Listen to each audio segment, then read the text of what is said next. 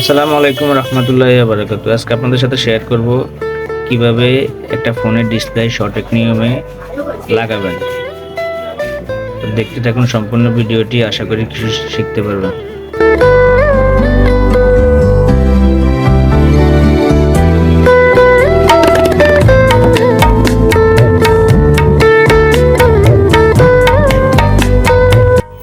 তবে ডিসপ্লে লাগানোর আগে একটু খেয়াল করবেন, ডিসপ্লেটা আগে গাম মারার আগে ফিটিং করে আগে একটু চেক করে দেখবেন ডিসপ্লে অ্যাকুরেটভাবে পায় কিনা।